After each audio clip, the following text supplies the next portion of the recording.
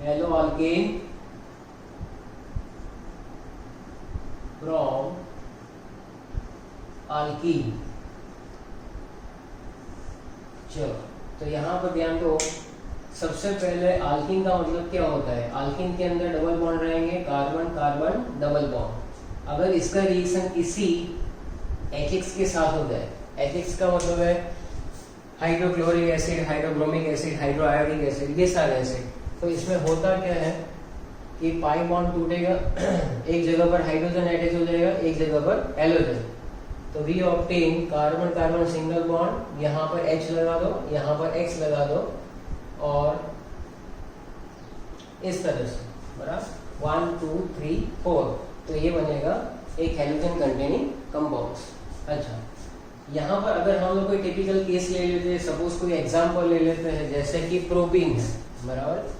तो यहाँ पर लिया मैंने CH3CH डबल बॉन्ड CH2, और इसको अगर मैं ऐसे करवा दूं कि सबसे पहले मैं रिएक्शन करवा रहा हूँ किसके साथ? मान लो तो मैंने यहाँ पर लिया हुआ है भाई HCl, या तो HBr ले रहा हूँ मैं, बराबर HBr, ठीक HBr लिखा हुआ है। और अगर पेरोक्साइड नहीं है तो हमें मालूम है कि मार्कोनिकोव रूल को फॉलो करेगा। मार्कोनिकोव रूल क्या था?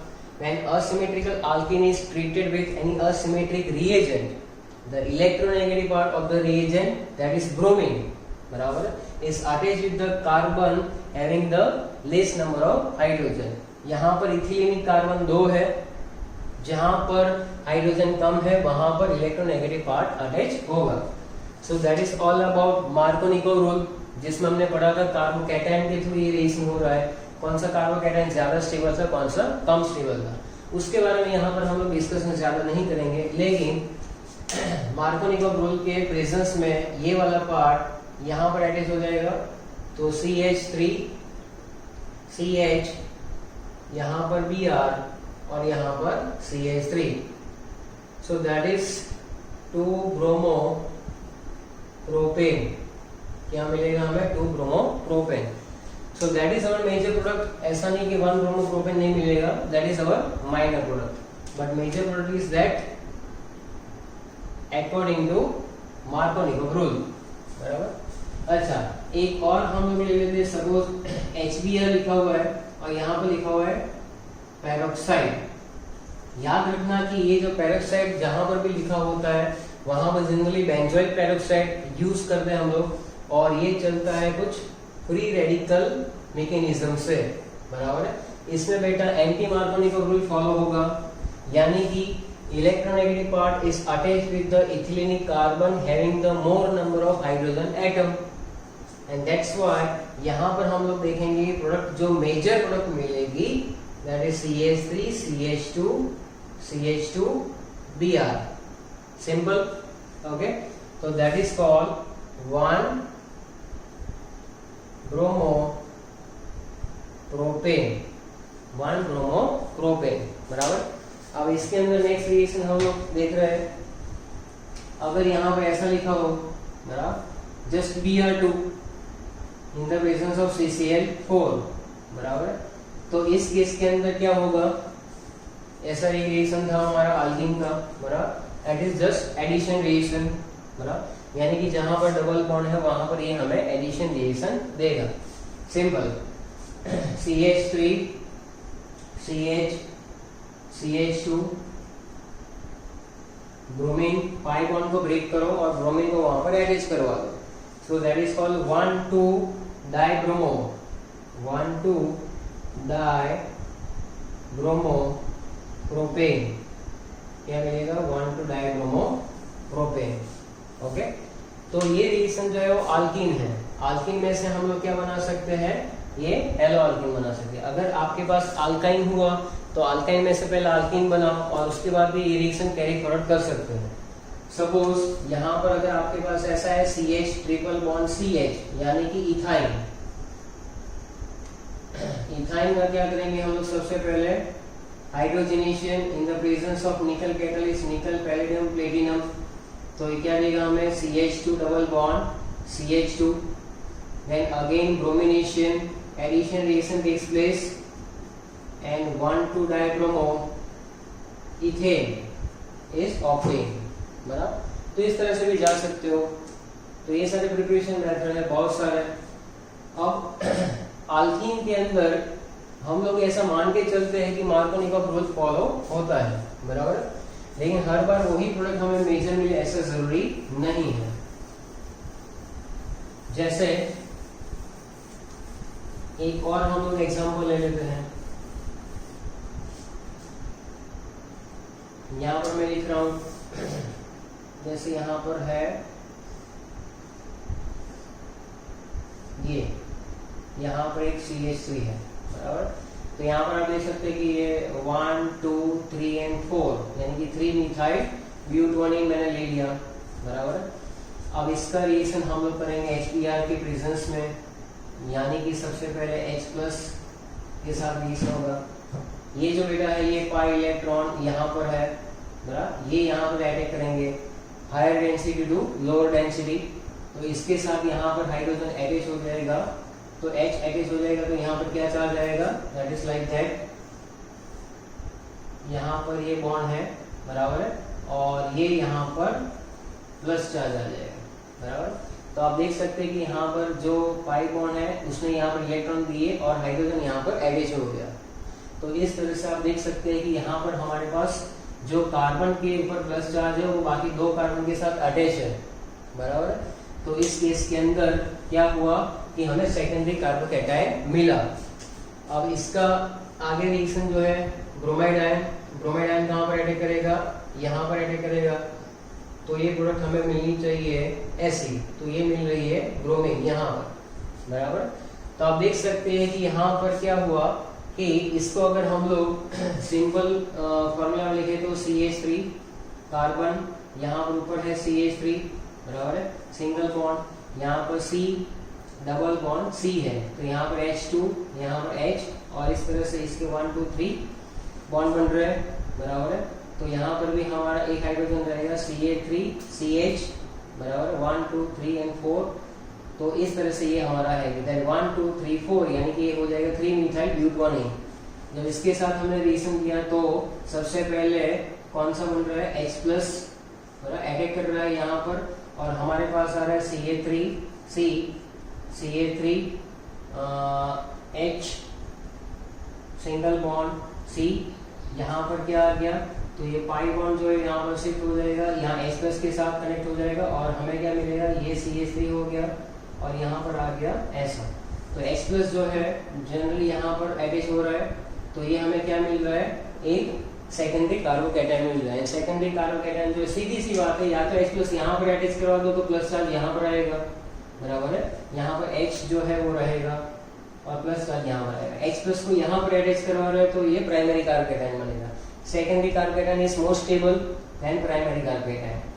लेकिन इस केस के अंदर अगर आप लोग जरा ध्यान से देखो तो ये जो है हाइड्रोजन यहाँ से शिफ्ट हो सकता है। हाइड्रोजन अगर यहाँ से शिफ्ट हो सकता है तो इसको कहते हैं हाइड्राइड शिफ्ट। क्या कहेंगे हम लोग, हाइड्राइड शिफ्ट। हाइड्राइड शिफ्ट हुआ, दैट इज CH3 अब यहाँ पर प्लस आ गया, हाइड्रोजन यहाँ से यहाँ CH2 CH3। तो यहाँ पर प्रोबेबिलिटी थी कि सेकेंडरी कार्बोकैटायन जो था उसमें से टर्शियरी कार्बोकैटायन हम लोग बना सकते थे, बराबर है। तो जरा ध्यान से अगर आप देखोगे, फिर से समझा रहा हूं मैं कि यहाँ पर जो है 1 2 3 4 यानी कि 3 मिथाइल ब्यूटानीन, इस केस में हमें मैकेनिज्म फॉलो करना है। अगर तुम इसको फॉलो करोगे तो मार्कोनिकॉफ हर बार सही हो ऐसा जरूरी नहीं है।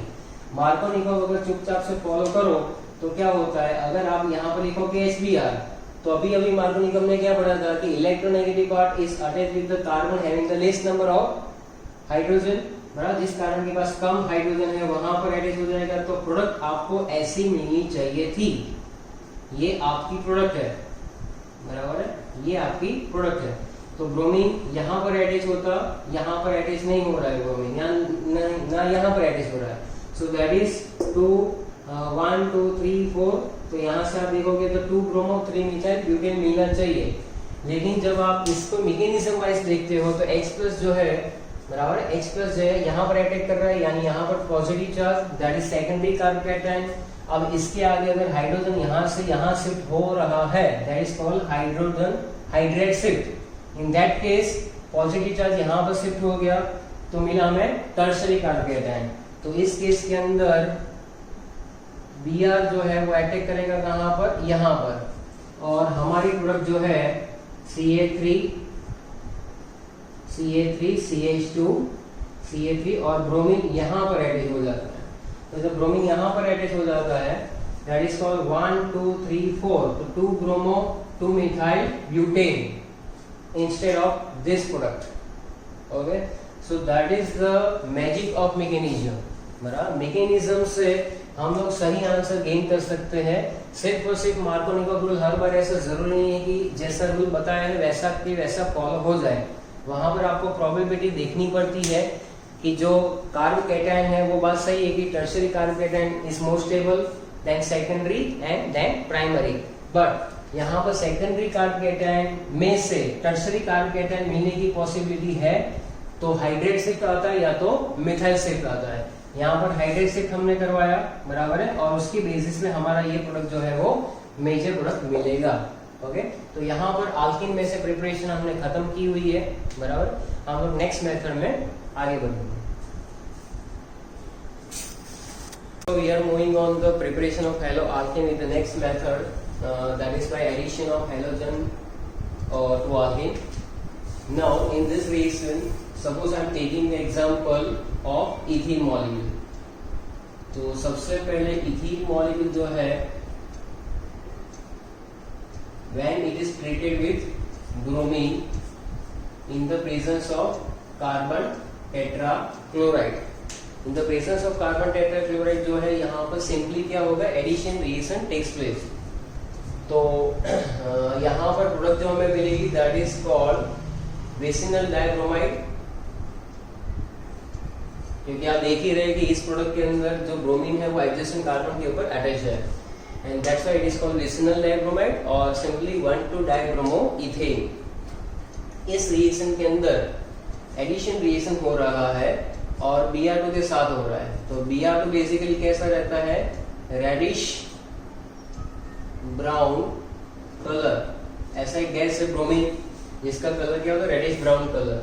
तो जब इसके साथ रिएक्ट करेगा और हमें क्या देगा, 1,2-डाइब्रोमोइथेन, then the reddish brown color will be disappear. That's why this reaction is known as a unsaturation reaction, बराबर, identification of unsaturation.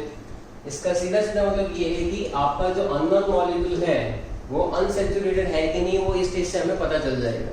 When it is reacted alkene or alkyne with bromine and the product is formed, then the reddish brown color will be disappear. So that's why it is called identification test for unsaturation. Identification test for unsaturation, बराबर, ऐसा। Now moving on next topic, that is allylic halogenation. Allylic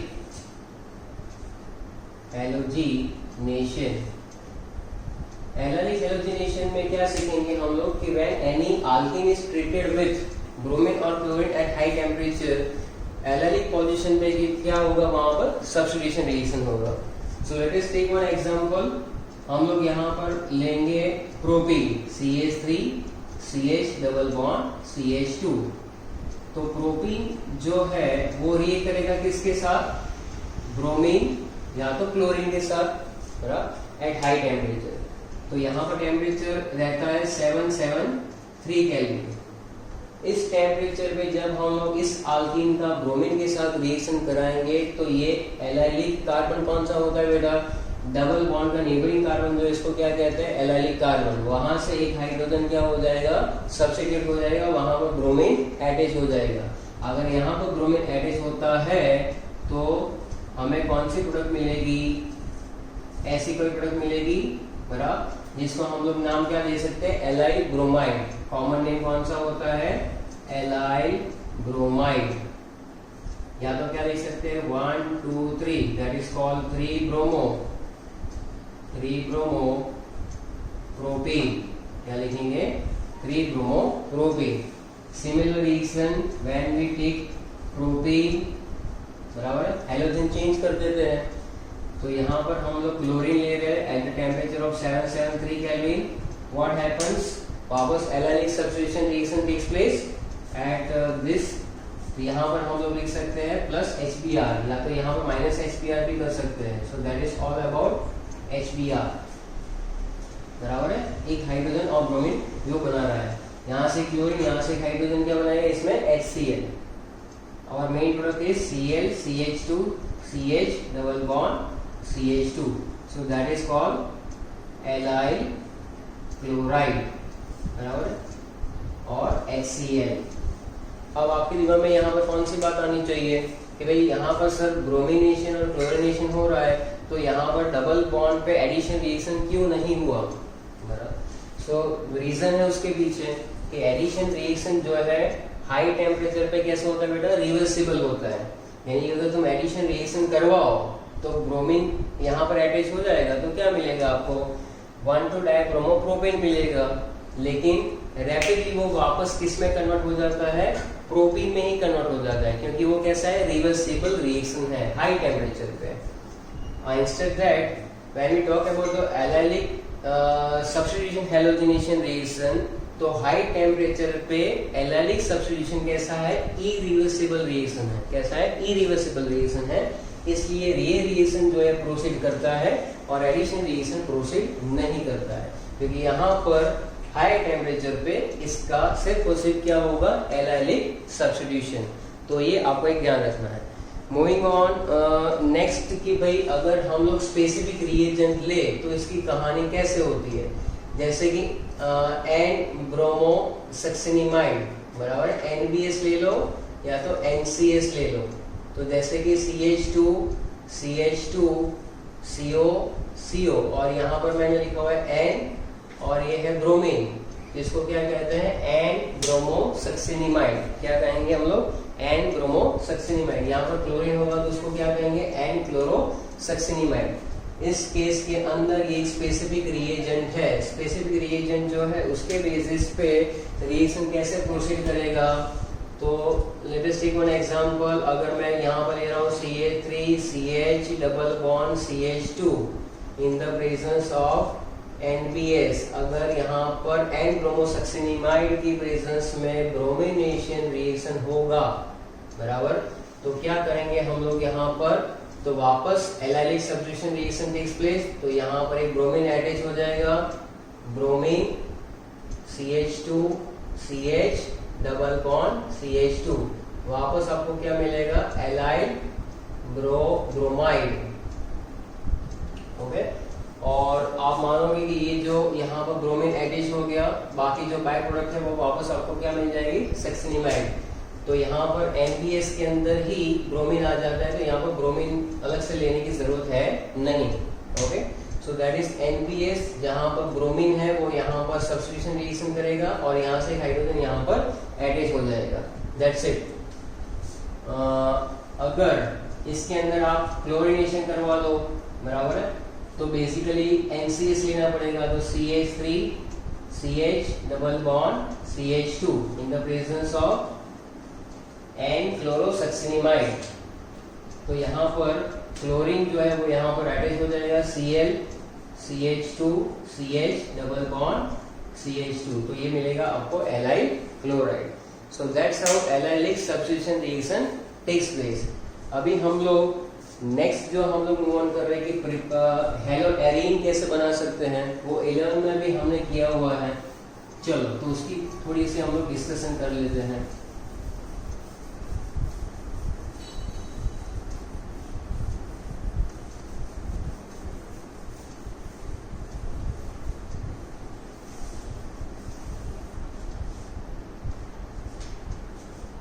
preparation of haloarene. अभी हमें haloarene बनाना है। जैसे आप benzene में से chlorobenzene बनाते थे, टॉलिन का क्लोरीनेशन ब्रोमिनेशन सीखा हुआ है। तो हेलोएरीन का मतलब है सीधा सा कि भाई आप या तो बना सकते हैं हेलोबेंजीन या तो उसके टॉलिन में से बनेगा तो वो वाला प्रोडक्ट अलग होगा। नाउ लुक एट दैट, ये है आपका बेंजीन, बराबर है। बेंजीन का अगर तुम क्लोरीनेशन करवाओ, क्लोरीनेशन, तो वहां पर क्या रिएक्शन पॉसिबल होगा? क्लोरीनेशन जो कर रहे हैं हम लोग, तो बेंजीन को एडिशन रिएक्शन तो देगा नहीं, there is no addition reaction, no reaction takes place, बराबर है। यहाँ पर बेंजीन कोई एडिशन रिएक्शन देता नहीं है, क्यों? क्योंकि बेंजीन अपने आप में स्टेबल मॉलिक्यूल है, तो कोई एडिशन रिएक्शन तो देता नहीं है। तो ये जो हम लोग पढ़ रहे हैं अभी, उसके अंदर आएगा इलेक्ट्रोफिलिक सब्स्टिट्यूशन रिएक्शन। ये क्यों नहीं देता है क्लोरीनेशन सीधा विदाउट एनी प्रेजेंस, बराबर है। यहाँ पर प्रेजेंस किसकी होनी चाहिए? तो कोई भी आप लुईस एसिड ले सकते हो, जिसकी वजह से ये क्या करे, बेंजीन रिएक्शन कर जाए। तो देखो जरा ध्यान से, यहाँ पर बेंजीन स्टेबल है, that's why it does not give the chlorination, बराबर है, without presence of any Lewis acid. Lewis acid होगा तो कर जाएगा रिएक्शन। इन एनसीईआरटी उन्होंने दिया हुआ है रिएक्शन ऑफ टॉल्यूइन, यानी कि मिथाइल बेंजीन का। अगर यहाँ पर मैं ले रहा हूँ chlorine in the presence of, मान लो कि यहाँ पर AlCl3 लिया हुआ है, AlCl3, तो AlCl3 बेटा यहाँ पर क्या है? AlCl3 बेसिकली एक लेविस एसिड है। क्या है? लेविस एसिड है। तो chlorination in the presence of, आप AlCl3 ले लो, आप FeCl3 ले लो, कोई भी लुईस एसिड आपको लेना चाहिए, जिससे ये रिएक्शन क्या हो जाए, प्रोसीड हो जाए। तो यहाँ पर क्या होगा, जो यहाँ पर पहले से ग्रुप प्रेजेंट है दैट इज मिथाइल ग्रुप, इसलिए इसको क्या कहते हैं, मिथाइल बेंजीन भी कहते हैं, और इसका नाम है टॉल्यूइन।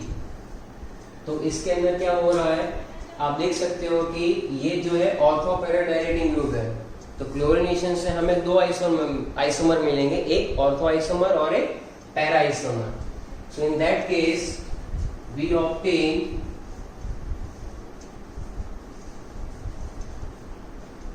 ऑर्थोक्लोरोटोलुइन।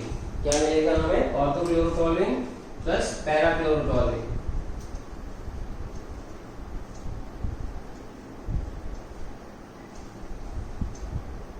तो यहाँ पर ऑर्थोक्लोरोटोलुइन एंड पैराक्लोरोटोलुइन, बराबर।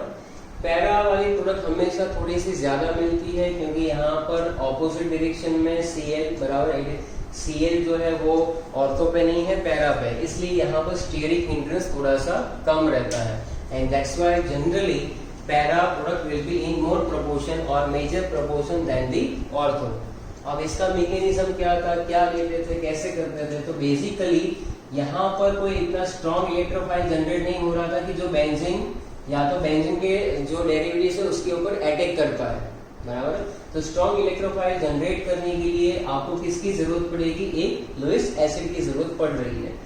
जैसे इसका मैकेनिज्म अगर आप देखो तो जैसे कि Cl2 है प्लस यहाँ पर हमने क्या कर दिया AlCl3, तो वो जनरेट करेगा Cl plus, that is electrophilic ion, electrophilic ion, और वो अटैक करेगा यहाँ पर, बराबर। अगर हम लोग उसको थोड़ा सा इलाबोरेट करें, मैकेनिज्म ऐसे आपने 11 में पढ़ा ही है।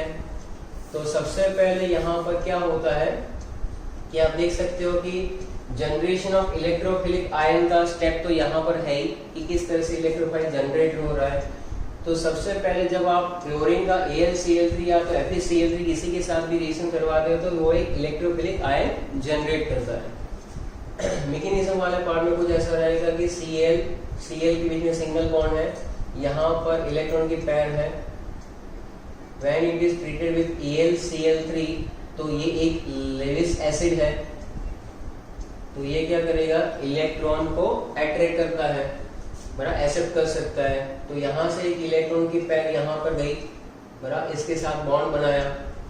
तो जैसे ही आगे हम लोग प्रोसीड करते हैं तो Cl यहाँ पर क्या आया बेटा, पॉजिटिव चार्ज और AlCl3 जो है वहां पर हमारे पास नेगेटिव चार्ज आ जाएगा। अब क्योंकि ये जो है यहाँ पर इंटरमीडिएट बन रहा है ऐसा, और इसमें ये जो पॉजिटिव चार्ज जो इसको न्यूट्रलाइज करने के लिए ये बॉन्ड के इलेक्ट्रॉन जो है वो ये अट्रैक्ट कर लेगा अपनी ओर, and that's why we obtain Cl plus, that is electrophilic ion, plus यहाँ पर आपके पास आ जाएगा ElCl4 माइनस।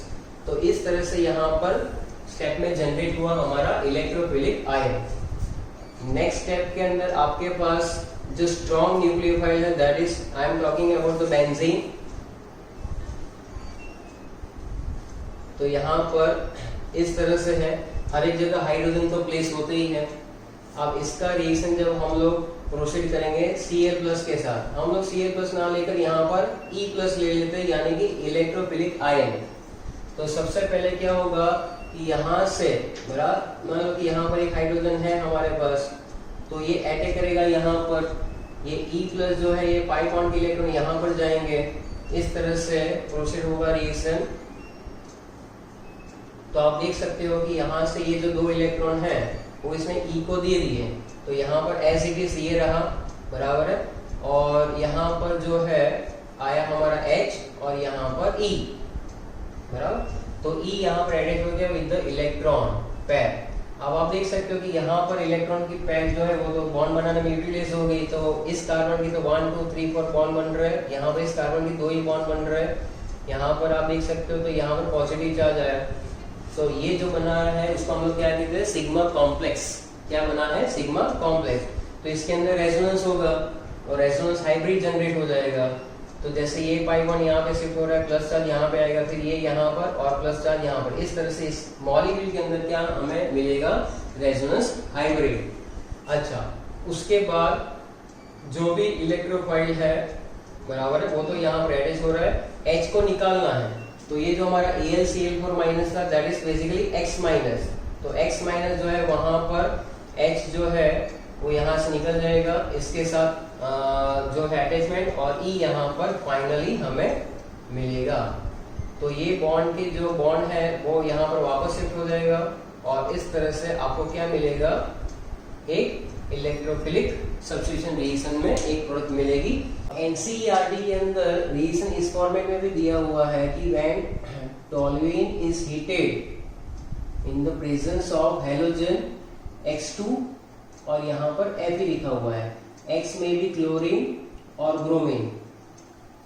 तो यहाँ पर इसका मतलब क्या है कि सबसे पहले यहाँ पर जो आयन है वो हैलोजन के साथ रिएक्शन करके बनाएगा FeCl3 या तो FeBr3, which is also Lewis acid, और वो उसकी वजह से फिर जहां पर हैलोजन है वो अटैक करेगा कहां पर, ऑर्थो और पैरा पर। Then we obtain the two product, one which is at ortho position, बराबर है।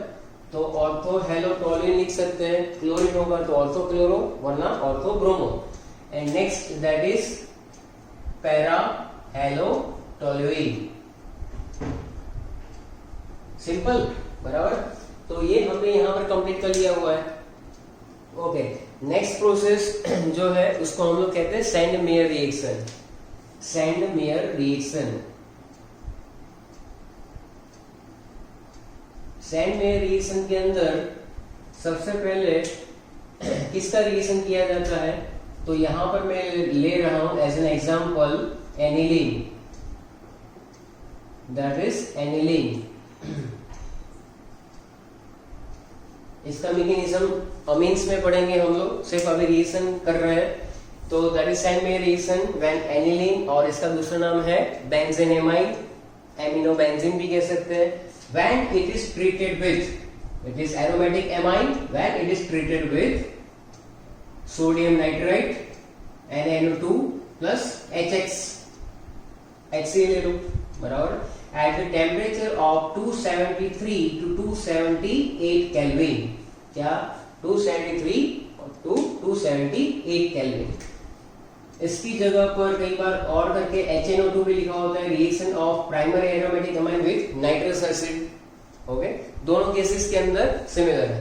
When aniline is treated with sodium nitrate, बराबर, present in hydrohalic acid, what we obtain, so that is the product which we obtain, that is N2 plus X minus. The name of this compound is benzene diazonium halide. Benzene diazonium halide. Okay. After that we have two reactions. One which is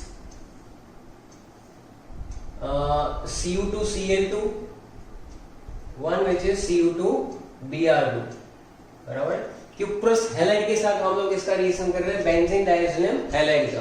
तो general form में अगर लिखना है तो आप लिख सकते हो Cu2H2, that is cuprous halide. अगर आपने इसके साथ रिएक्शन करवा दिया तो our main product will be, our main product is chlorobenzene.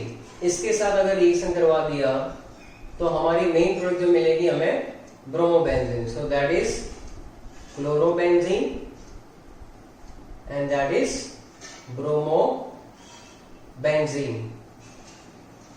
along with removal of the nitrogen gas। तो ये रिएक्शन बहुत ही इंपॉर्टेंट है, इसको अच्छे से लर्न करो और इसको अच्छे से लिखो।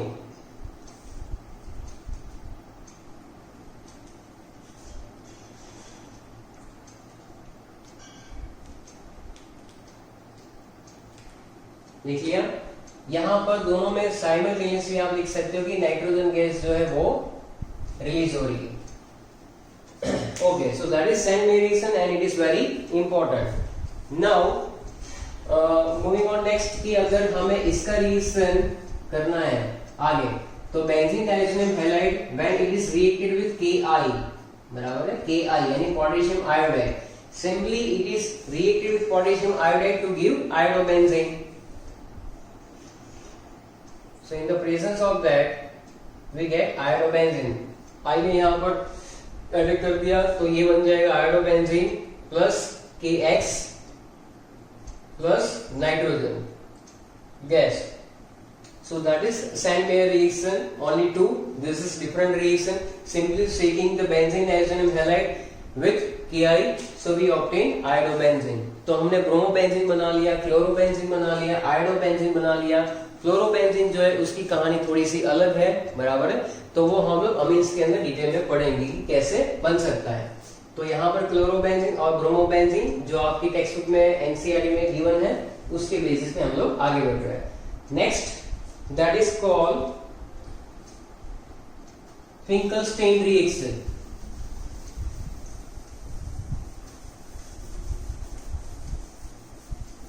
That is called halogen exchange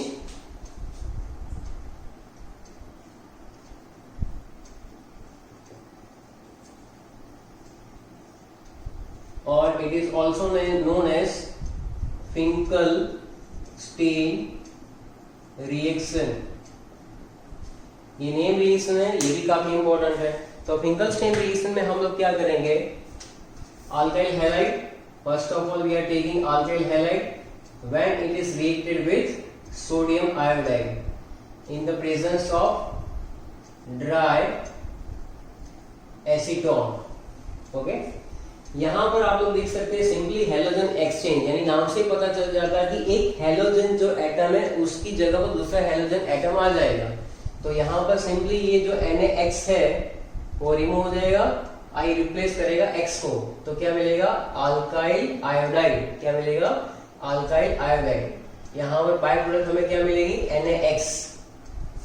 X में भी क्लोरीन और ब्रोमीन, तो इसका कोई भी रिएक्शन आप लिख सकते हो अपने हिसाब से।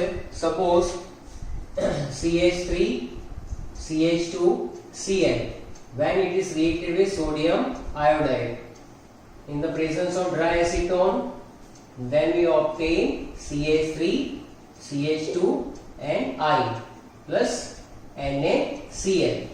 so whether in this reaction NaX जो है आपका क्या होगा, या तो वो NaCl हो सकता है, अगर आपने हैलोजन यहाँ पर क्लोरीन लिया हुआ है और हैलोजन जो ब्रोमीन ले लेते हो तो वहां पर क्या मिलता है NaBr। The most important thing is that why we are taking NaI, because NaI जो होता है that is soluble in dry acetone. Acetone के अंदर वो कैसा रहता है, सॉल्युबल। सॉल्युबल, तो सॉल्युबल होने की वजह से क्या होगा, Na प्लस I माइनस, बराबर है, and that's why I minus which is acting on that and replacement of X will be easily taken place and Ri is obtained. तो ये जो है इसमें soluble रहता है। जब कभी भी हम लोग इसकी बाय प्रोडक्ट की बात करेंगे NaX, तो NaCl और NaBr जो है it is precipitated in the reaction, इसका क्या हो जाता है, प्रेसिपिटेशन हो जाता है। तो सिंपली प्रेसिपिटेशन हो जाता है यानी कि वो एसीटोन के अंदर इनसॉल्युबल है।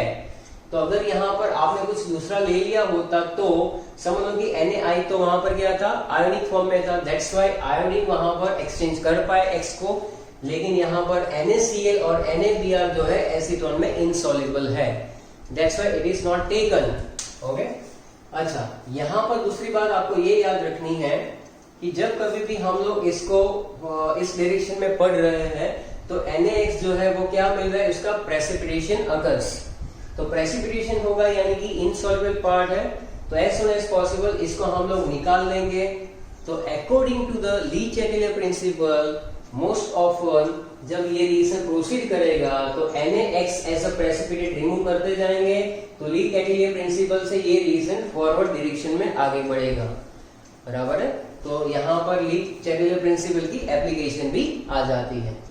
अभी तक हमने हैलोजन के अंदर क्लोराइड बना लिया, ब्रोमाइड बनाया, आयोडाइड कंपाउंड्स भी बनाए, लेकिन फ्लोराइड कंपाउंड बनाया नहीं है, बराबर। तो फ्लोराइड के लिए जो रिएक्शन आती है that is called Swarts reaction, बराबर। पहले आप ये फिंगरस्टीन रिएक्शन थोड़ा सा मेंशन करके लिख लो। क्लोरोइथेन में से क्या होना है, यहाँ पर आयोडोइथेन, बराबर। Then we move on the Swarts reaction.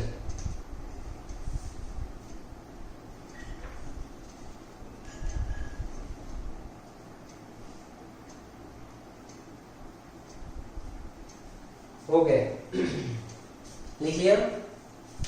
Swarts reaction के अंदर यहां पर रिएक्शन किया जाता है, समझ लो कि मिथाइल ब्रोमाइड लिया है, when alkyl halide is reacted with any metallic chloride, suppose यहां पर मैंने लिया हुआ है AgF, बराबर। और कौन कौन से मेटेलिक क्लोराइड ले सकते हैं वो भी आपको बता रहा हूं। AgF के साथ जब रिएक्शन होगा बेटा, then it will be bromine is replaced by chlorine, we obtain CH3F and AgBr। तो यहां पर जो मिल रहा है compound that is fluoro compound, it is methyl chloride और फ्लोरोमीथेन। तो ये पहली रिएक्शन आई जहां पर हम लोग फ्लोरीन वाला कोई कंपाउंड ऑब्टेन कर रहे हैं। So look at that, basically यहां पर ऐसा लिख सकते हैं कि when Rx is treated with AgF, metallic chloride में एक यूज हो सकता है AgF, बराबर है।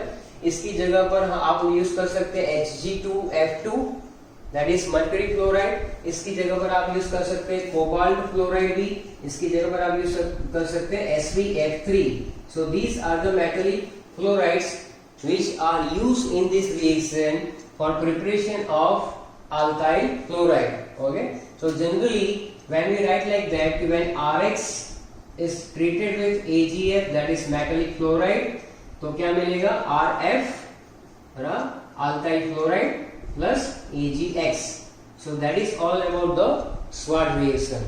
Okay, यहाँ पर प्रिपरेशन मेथड जो हमारी है हैलोजन कंटेनिंग कंपाउंड्स की वो सारी खत्म होती है।